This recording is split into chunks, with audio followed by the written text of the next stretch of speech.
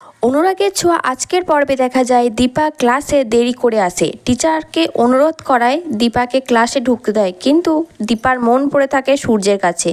পাশের মেয়েটিকে সূর্যের কথা জিজ্ঞাসা করলে সে বলে অত সূর্য করো না, সূর্য বাড়ি চলে গেছে। দীপা তাড়াতাড়ি ফোন বের করে লাবণ্যকে কল করতে যায়, কিন্তু স্যার দীপাকে দেখে ফেলে। দীপা ক্লাস থেকে বেরিয়ে যাব বললে স্যার দীপাকে 15 দিনের জন্য সাসপেন্ড করে দেয়।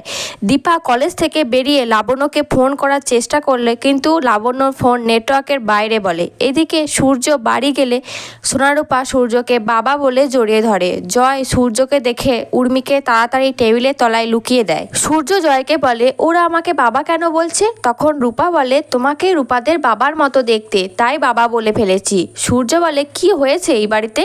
কেউ হাজবেন্ড বলছে, আবার কেউ বাবা বলছে, ওরা এ বাড়িতে কি করে এলো? তখন লাবণ্য এসে বলে তোমার বাবা ওদেরকে নিয়ে এসেছে। দীপা লাবণ্যকে ফোন করে সূর্যের কথা বলার জন্য। তখন লাবণ্য দীপাকে অন্যরকমভাবে কথা বলে সূর্যর সামনে। দীপা লাবণ্যর কথা বুঝতে না পারলেও উর্মি বুঝতে পারে। লাবণ্য সূর্যকে কফি করে খাওয়ানোর কথা বলে। সূর্য লাবণ্যকে কফি করে দিলে সোনারূপাকে দেখে সূর্য বলে কোনো হেলথ ড্রিঙ্ক থাকলে ওদের জন্য করে দিতাম। সোনা বলে আমরাও কফি খাই। লাবণ্য সূর্যকে বাচ্চাদের হেলথ ড্রিঙ্ক দেয়। সূর্য লাবণ্যকে জিজ্ঞাসা করে বাচ্চাদের হেলথ ড্রিঙ্ক এ বাড়িতে কি করে এলো?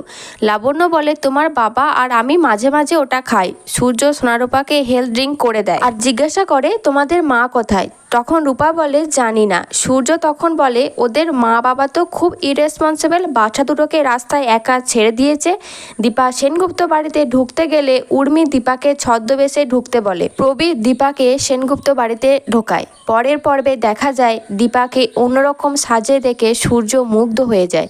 সে মনে মনে ভাবে তুমি কি আমার স্বপ্নে আসো দীপান্বিতা মজুমদার?